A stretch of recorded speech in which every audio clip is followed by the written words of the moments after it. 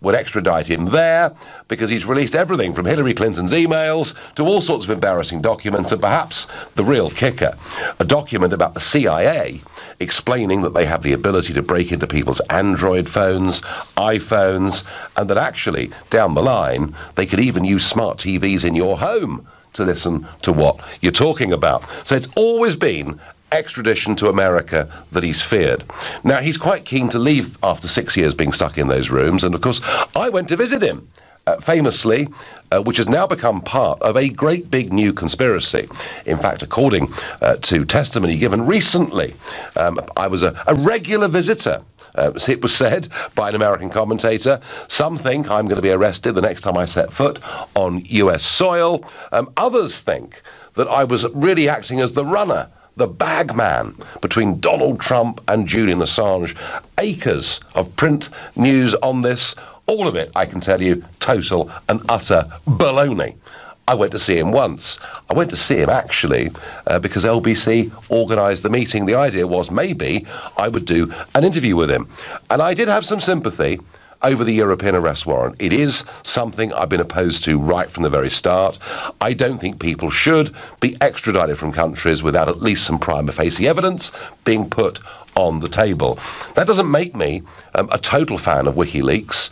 In fact, in some cases, if you're releasing government secrets, and particularly if they cover areas of security, the military, you could actually be putting, intelligence agents from countries at real risk. You could be giving the enemy a heads up on what you're trying to do. So, I've had reservations about some of the things the WikiLeaks have done, but I do think that what happened today wasn't particularly fair. So what did happen was Senior District Judge Emma Arbuthnot at Westminster Magistrates Court said that he basically will not be able to walk out of the Ecuadorian embassy without the British police picking him up because he's jumped bail. Now, in response to this, and bear in mind, a final judgment on this will not come until next Tuesday, and there are more points of law to consider. But let's just hear what Jennifer Robinson, one of Julian Assange's legal team, said outside Westminster Magistrates Court today. Mr. Assange remains willing to answer to British justice in relation to any argument about breach of bail, but not at the expense of facing injustice in America. This case is and has always been about the risk of extradition to the United States, and that risk remains real. Nobody can credibly deny that risk. We've had the head of the CIA declare WikiLeaks a hostile non-state intelligence agency. We've heard the US Attorney General say that prosecuting Julian Assange is a priority. In these circumstances, it is time to provide an assurance against extradition so that this untenable situation can end.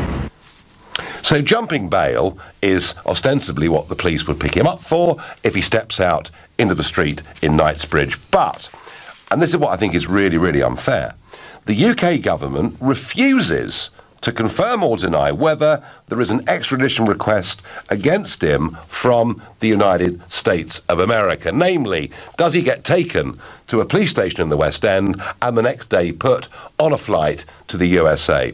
Mr. Assange is not keen to be taken in to the American judicial system, and I can't say that I blame him, and much as I'm critical of the European arrest warrant, I think that in some ways I'm even more critical of the extradition treaty that the Labour government signed up with the Americans. A friend of mine was actually deported under this treaty, and again, you can be taken off to America without, even as a British citizen, you can be taken off to America without any evidence having to be provided at all. And that strikes me as being fundamentally wrong. So this isn't so much tonight, folks, about whether you think Julian Assange is a good guy or a bad guy, but it is about whether you think the UK judicial system are being fair to him.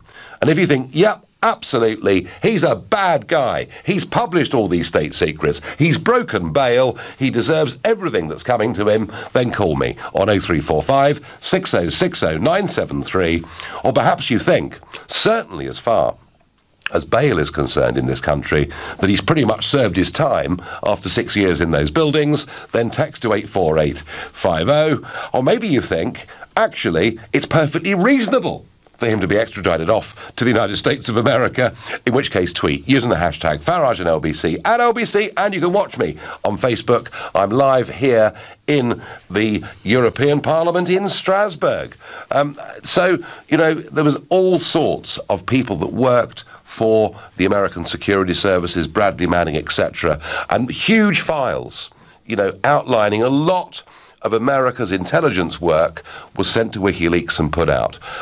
Vast files of Hillary Clinton's emails were sent to WikiLeaks. Apparently, I gave him the memory stick. That's according to the crackpot left-wing conspiracy theories.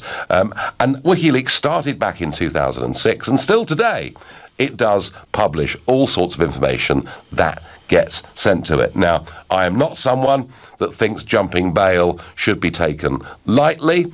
And there are one or two people very critical of him. I mean, Mikey says to me already by text, not only has he jumped bail, but his cowardice and vanity has cost the UK millions. Well, certainly the cost of policing all of this has been very great indeed.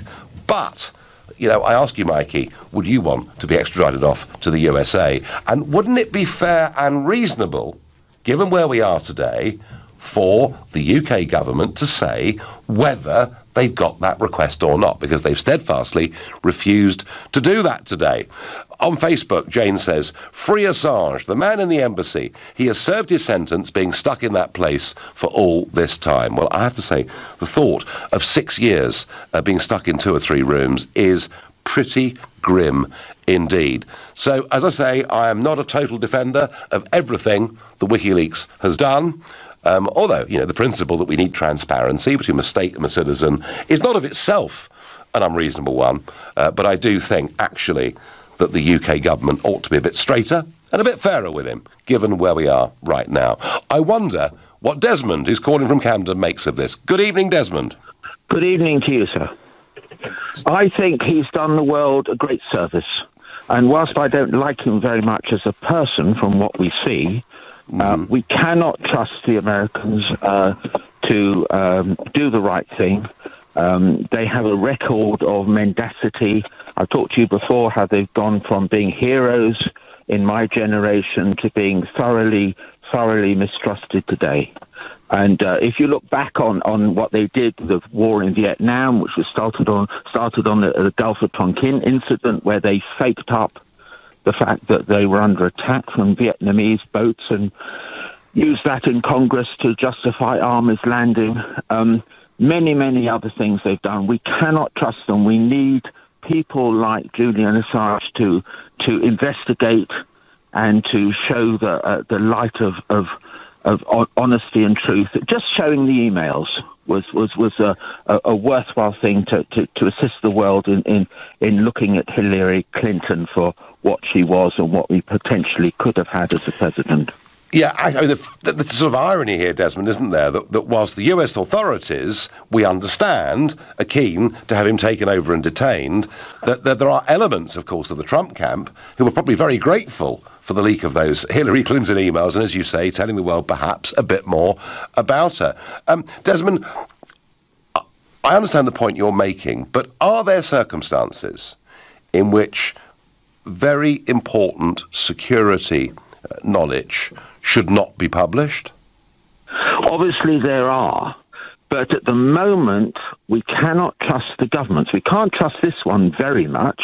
They might be good people, but their competence is not really very highly rated at the moment. And we certainly cannot trust what they're doing in America. And their fingers are on the nuclear button.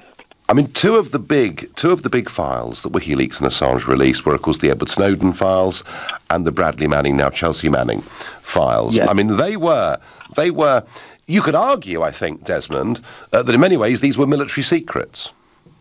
Yes, and you can't give away lightly military secrets, but surely you, as a politician, if you knew something that was material to world safety, regardless of whatever you'd signed or whatever you'd promised, you would feel bound to disclose it. Well, of course, Desmond, that's the other argument, isn't it? That governments can do bad things, and if they're exposed, that's a good thing for freedom and the rest of the world. Desmond, I understand that point.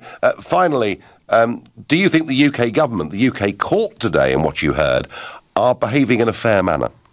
They've got to uphold the court. The court must have power, otherwise there will be chaos. But they should have a direction from the government as to what we want to have done with this man. Should they not, surely, Desmond, in all fairness, tell him whether the American authorities have given an extradition request? Yes. I think so too. Desmond, I think so too. Thank you for your call. And Desmond, who's very suspicious of America and says in his eyes they've gone from heroes to zero. You're listening to me exclusively on LBC. It's now 7:15. Tonight, Julian Assange will still stay in the Ecuadorian embassy because as a result of what was said at Westminster Magistrates Court today, he has not been excused for jumping bail, which he did back in 2012. So if he walks out on the street, he'll be picked up for that. But what he doesn't really know is will he be extradited to the United States of America? Now, Chris says to me by text, I think the UK government should automatically extradite anybody to countries with whom the UK considers they've got fair judicial systems. This should apply to any criminals, including computer hackers and people like Assange. Extradite is a slap in the face to them. Chris, I'm going to take issue with you on that. I am vehemently opposed to the European arrest warrant. And by the way, we've had extradition between countries going on for centuries. But I'm vehemently opposed to the European arrest warrant because I watched the case of Andrew Symeou, a citizen from North London, accused of a crime by the Greek authorities, extradited to a Greek hellhole of a prison, left there for a year, and without any charges ever being brought, then released because they realised there wasn't a case against him. You know, come on, we are the country. We are the country of Magna Carta. We are the country that believes in innocence before guilt. We are the country that believes you should be judged by your peers. And we generally, I think, and I'm not saying our system is perfect, but I tell you what, I think I'd rather live in terms of justice in the United Kingdom than anywhere else in the world. And that principle should apply to our extradition treaties as well. And the treaty the Labour government signed with the USA, in many ways, not as bad, but worse than the European extradition warrant. I get the point about us needing to work closely with the Americans, but I mean, I'm afraid this is a bad treaty, and surely, Chris, they need to be straight with Assange as to whether that's been issued or not. I wonder what Riz, who's calling from Fulham and a new caller to the show, thinks. Good evening, Riz. Good evening, Nigel. Right, so my main reason for kind of calling is to say that, look, we shouldn't use national security as an excuse for what Julian Assange has done. I think what he's done is a great service to the people in general, because the security service and the secret services, they've kind of subvert democracies in foreign lands, and a lot of the information that you get from people like Julian Assange that is stuff that we as people do not want our governments to do. And if you don't have a person like that out there, then what will happen is the governments will get away with whatever they want, and we need this transparency because, to be really honest with you, civil servants aren't coming forward and they're just going along because it's their job's worth. And they really shouldn't be doing stuff like this. So in a sense, Riz, you think what he's done is to shine light, effectively, upon how governments operate and how bad they can or could be.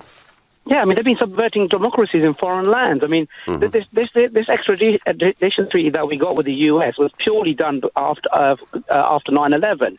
And this thing that Tony Blair has signed, or the Labour government, as you're saying, but ultimately the buck is with Tony, it's not good for our citizens.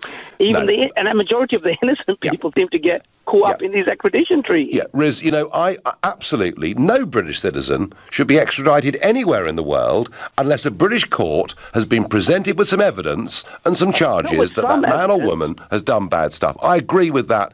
Absolutely, totally. Not with some evidence, with lots of evidence. It has the evidence has to be tangible. You can't just have evidence which is not tangible, right?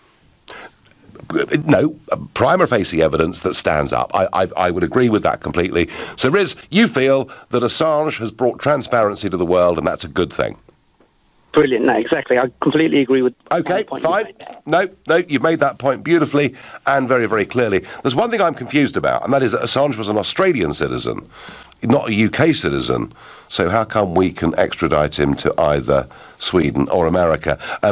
Please, a lawyer, someone good on this, ring me. I don't know the answer to that question.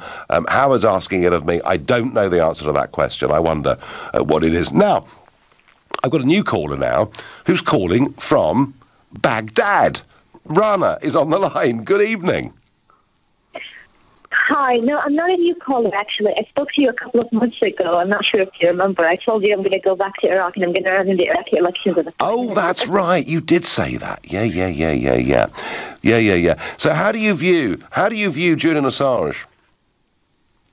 Oh, I feel nothing in short of gratitude towards him. Everyone I know is a fan of WikiLeaks and WikiLeaks because regularly, as your previous caller has said, regularly governments will engage in activities which are considered inhumane and they will want to conceal. And I think the more these things are exposed to public, the less and less of them we have. And I never believed the rape accusations against him. And for your question, has the British government been fair towards him? I don't think that they have been fair towards him. The fact that he's been locked up in an embassy for 7 or 10 years so far now. 6 years it is, yeah. For the recent decision. Yeah, I'm glad that now he has a chance to escape and now he has a chance to go back home. Well, we don't quite yet know the answer to that yet, Rana. I mean, as I say, there are more points of law to be heard. There'll be a final ruling on this on Tuesday. Rana, do you think there are limits when it comes to, intelligence of a country? Do you think there are limits to what should be published, or should everything that any government does, if it can be hacked, be put out into the public domain? Well, I mean, obviously there are some secrets which the government will want to strive in order to keep hidden from the public, but it should be for us, the public, to support Julian Assange in terms of wanting to get the more documentary aspects about the crimes or the activities which have violated human rights. Our job is that we want these to be published. Our job is not to side with our government when they try to commit horrific acts or acts in our society to be harmful. No, fine, you've said that with great passion, and a lot of you actually thinking, that actually he's done the world a favour by publishing all this stuff. He's done the world a favour by saying that the CIA plans to use smart TVs to listen into those of us that it chooses to. Ian says by text, the US is a close ally with an established legal judiciary. If Assange has committed crimes, he needs to face a court of law and account for himself. If he is innocent, he has nothing to fear. Ian, all I would say is I'm a big fan of America, but I'm not a fan of plea bargaining. And you basically finish up. It's virtually impossible in America now today to plead innocent. It's impossible because you're told, OK, if you do that and we go to court, it's going to cost X million in legal fees and your sentence will be 750 years. But, of course, if you want to plead guilty, that's fine. And, you'll serve 5 months and be out. And it's a very interesting point, that America is 5% of the world's population, but has 20% of the world's prisoners. And there is something that is... And it's interesting, isn't it? Because they set up a system with common law. They introduced plea bargaining. 98% of cases police in America take to the courts result in guilty prosecutions. And whenever I hear British politicians saying, we want plea bargaining in this country, no, is what I have to say to that. James says, extradite him immediately. He doesn't want to go to the US, as they will deal with him appropriately, rather than the soft touch that our courts and prisons are. James, he'd probably get 1,000 years in prison, if you think that's appropriately. Steve is calling from Southampton. Good evening, Steve. Hi, Nigel. How you doing? I'm doing okay. I can see huge passion, Steve, on both sides of this argument. Assange is somebody that does raise those kind of feelings in people, isn't he? He does indeed, yeah, he does. But I want to make 2 points, really. I want to make 1 point, really. I'm ex-military, and when I was in the military, I was asked to sign the Official Secrets Act, which I'm bound to for life.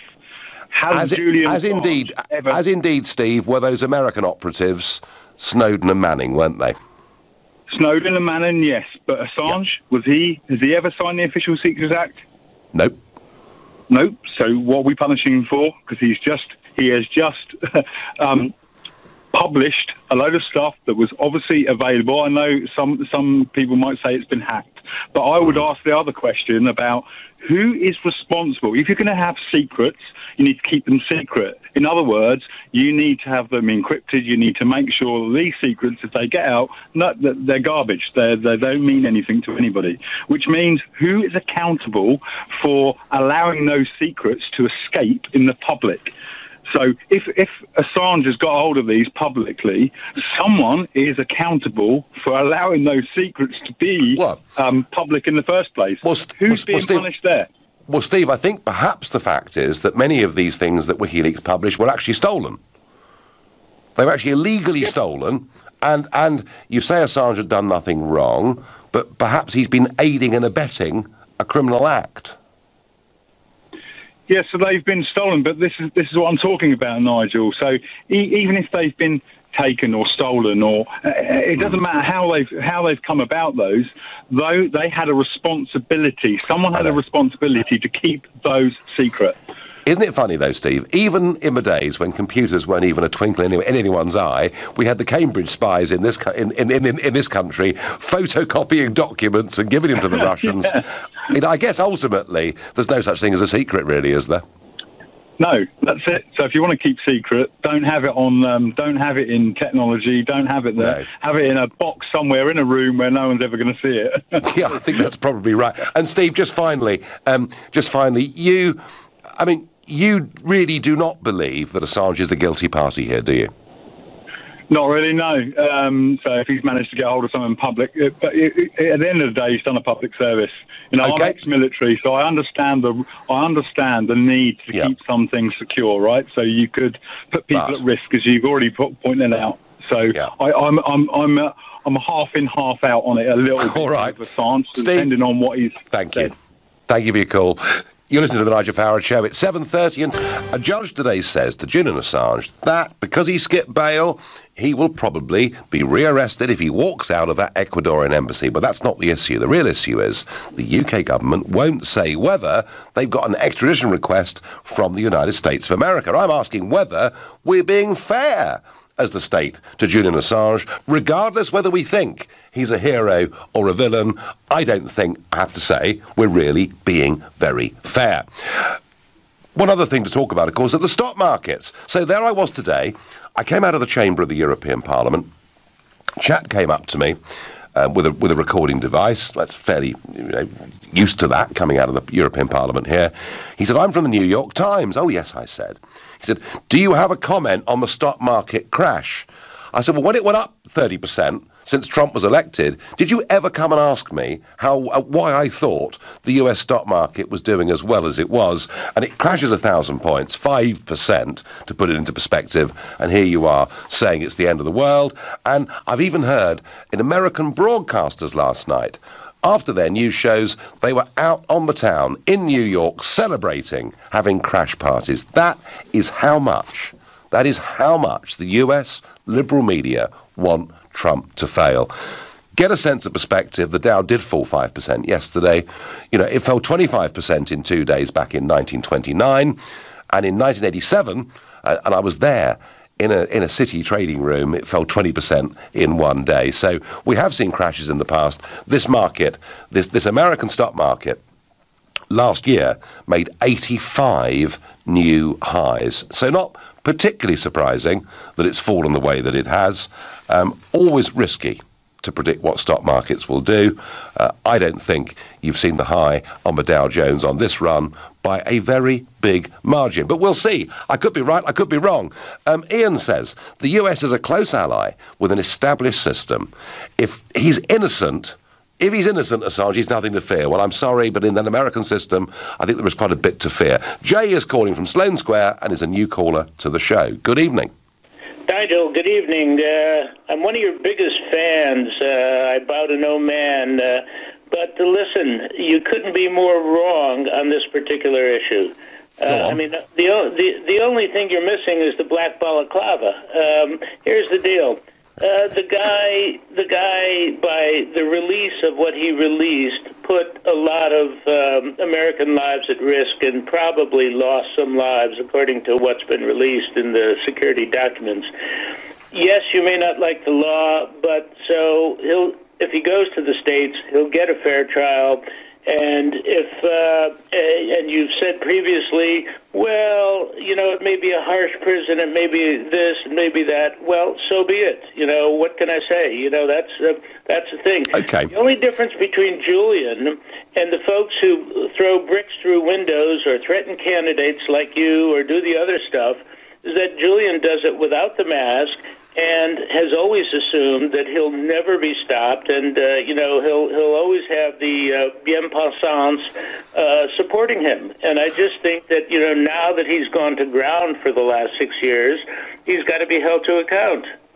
Jay, I have not been, a big supporter of WikiLeaks or of Julian Assange, just to sort of set this straight with you. And I have said already tonight, I've said it before, that I do think some of this stuff, particularly some of the stuff from Bradley Manning, etc., some of this stuff has put lives at risk and cost lives, and I agree with you. I think there are limits as to how much of this stuff should get put out. So we're not too far away on that. But can I come back to you about this American system? You and I, Jay, you know as well as I do that, okay, prisons are tough, but the point about it is that it's virtually impossible, isn't it? If you try to plead innocent in the system as it currently is, you're told it's going to wipe your family out financially and you'll be in prison for the rest of your life. Do you think, Jay, that the plea bargaining system in America today is really working?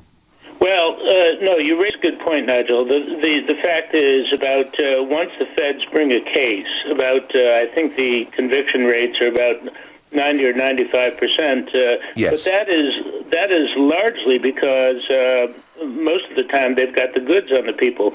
Now, just consider this. Assange, if he goes into court, he will not go in there unaided by volleys and volleys of freebie lawyers that he'll have and other assistants. So he'll get the best defense that can be made for anybody in his situation. If the guy is guilty, and if he has, and to add to that, the evidence will come out. So if he has, the severity of what he's done will be made known. And I think the jury will render a fair verdict. He'll get a jury trial, and the jury will render a fair verdict. Okay. Should the UK government at this stage tell him whether the Americans have made that request or not? Oh, absolutely, and absolutely they should. But it should have no bearing on whether or not they continue to hold him, or, in actual fact, if the judge who ruled today wants to pick him up because he skipped bail and cost poor Jemima a bunch of money. I think she did lose quite badly on this. I think you're absolutely right. Jay, I thank you very much indeed for your call. And as I said to Jay, I have not been cheering at everything WikiLeaks have done over the years. In fact, far from it, because I do personally have reservations about some of this stolen material that maybe, is bad news for Western security. John is calling from Glasgow. Good evening, John. Nigel, I don't know what he's worried about. He needs to get himself out of that pokey room, get his teeth fixed, have a nice shower, have a nice meal, get himself some new lawyers, because that's obviously the problem, because there's not a cat in hell's chance of him being extradited to the United States. And the magistrates deserve to get their pound of flesh for that. But given the correlation, which is almost 100%, between the population at large and people who are threatened with extradition to the United States, normally they contract Asperger's syndrome. I don't wish to be flippant, or rude, but it's just a reality. Yeah, John, I mean, he is clearly a very, very high-profile figure. As far as his teeth and everything are concerned, well, when I went to see him and met him, he didn't seem to be in too bad a nick, considering he'd been holed up there for all that time and without sunlight or anything like that. I mean, one of the things said today by his lawyers is that, there'd been some pretty protracted medical examinations and he was suffering from depression, etc. But do you really think, John, that he comes out of that embassy, he sorts out the bail problem, and if there was an extradition order from the Americans, that the British government wouldn't send him? There have been umpteen extradition orders from the United States. The whole system has been discredited, Nigel, and I'm just being brutally honest here. How many people who have been threatened with extradition to the United States mysteriously contract Asperger's syndrome compared to the population at large? Well, I can tell you that retired businessman and friend of mine, Chris Tappin, who was in his late 60s, was extradited to the USA, told me he was absolutely going to plead his innocence, and then realised if he did and finished up losing, he'd bankrupt his family, leave his wife and kids with nothing. So what did he do? He did what people in America do these days. He pleaded guilty, served his time, and came back home. John, you may be right, you may not. Phil says, Nigel, it's Chelsea Manning, not Bradley Manning. Well, I've used both names tonight. It was Bradley Manning, actually, when WikiLeaks published the stuff, and Bradley Manning is now Chelsea Manning. And Phil says, show some respect instead of your latent transphobia.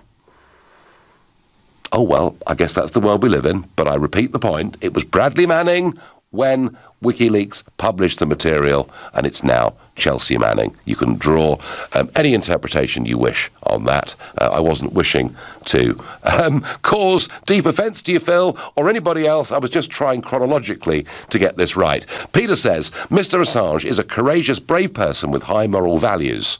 The world needs more people like Assange. He is of the same calibre as Mandela. Some American authorities have lied and cannot be trusted. Many innocent people were killed in Vietnam and Iraq, etc. Well, yes, I do get that last couple of points. I don't quite see the comparison to Mandela, I have to say. David says, Nigel, Assange has only himself to blame. He has to understand he is responsible for his own actions. He knew the consequences. And David, that may well be right, but I am asking, are the British government being fair? Should they not declare whether or not there is this arrest, this extradition request in from the American authorities? I think they probably should. You're listening to the Nigel Farage Show, exclusively on LBC. It's 7:45.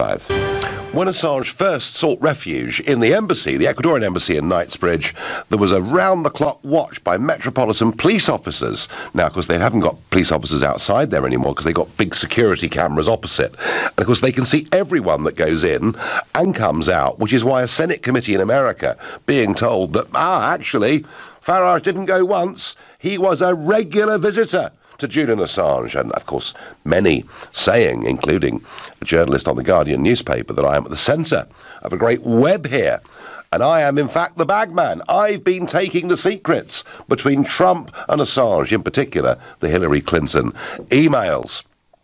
It's a great story. It's just not true in any way at all. Now, Assange is still fighting because every news report, of course, that you've heard today, will tell you what was said at Westminster Magistrates Court, that actually, the charge of jumping bail still has to be answered.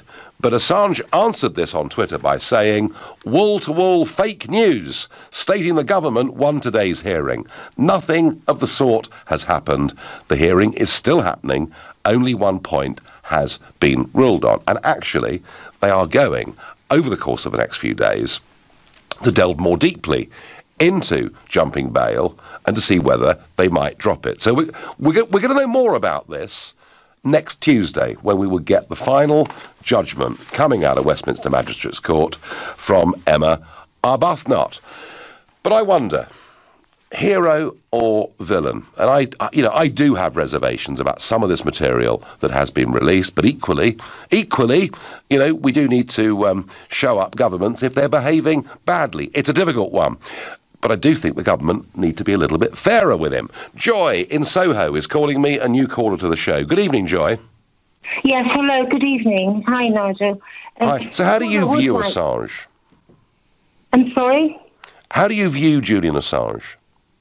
Okay, what I will say is this, that here is a man who has spent 6 years in incarceration under the threat, not protected at all by the UK government, under threat from being sent to the US, under laws which I don't even believe particularly are voted for by the average American citizen today.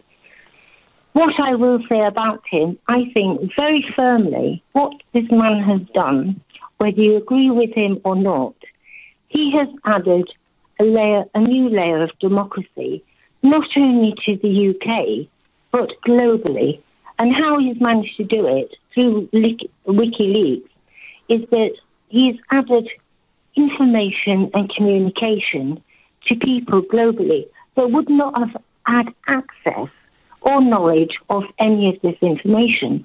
Now, obviously, some of what he imparted originally was said to be highly sensitive.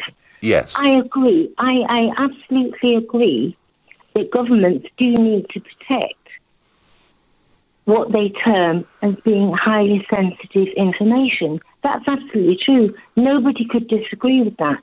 However, what I will say is that a lot of what he did impart was, I firmly believe, should have been in the public domain, and it wasn't and never would have been apart from what he did. And all of the reasons why he was incarcerated here in London, in central London, for all of those years, really and truly, it was just to satisfy governments, because they could not deal, they did not want to deal with what the crux of the situation was, which is people have every right in a democracy to know what's actually happening. And even if, Joy, even if okay, I understand your point about transparency, and governments can do good things but bad things too, and I understand that wholly. But how do you feel about the fact that this stuff was effectively stolen from American agencies? Who was it stolen by, though? Was he the original person that stole it? I don't think he was he? No, no one suggests that it's Assange himself who directly accessed this. It's people who access it and then use him as a means of putting it out on a wider platform.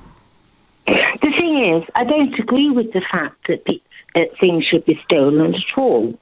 What I would go for is that we live in a different world now, and we live in a world where people are actually demanding to be treated as intelligent beings and need access to information. But let's go back to the fact that some things do need to be kept secret, which I absolutely believe that they do, especially when it's dealing with high-level security issues.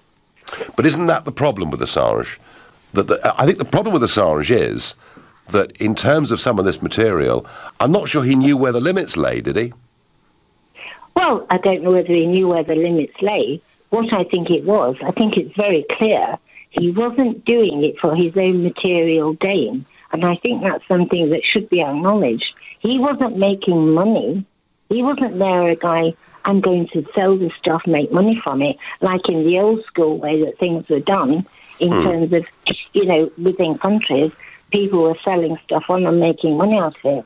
That wasn't at all ever in question about what he did. And I think that should be taken on board. And not only that, what I think is absolutely appalling is the trumped-up charges against him, which first came out regarding the Swedish issue about a sexual allegation, which the two women involved in that many years ago, I think, I truly believe I'm right in saying this, they acknowledged that they were sex workers. Now, whatever happened between them, they actually weren't the ones who brought the original charges.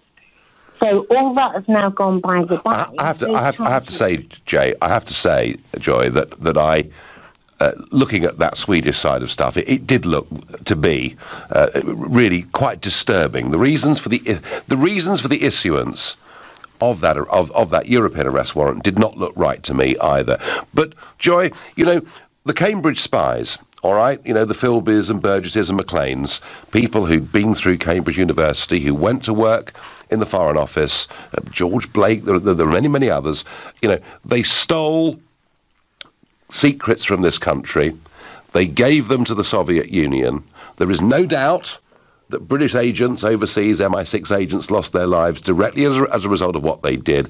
And yet those guys believed, until their dying day that they were doing the right thing. And yet, I mean, I would assume that 99.9% of people listening or watching this now would think they were traitors and did completely the wrong thing. And the point I'm trying to make is that you can do the wrong thing believing you're doing the right thing. And that's my reservation, Joy, about Assange, is I don't think he knows the limits. I'm not saying he doesn't know or does know, doesn't know the limits. What I will say, in compliance with your statement, is that when people commit an act, whatever the act is, they will always find justification for it. And that's the human condition. People will always justify their stance. What I will say for this man is I think he's been treated very unfairly.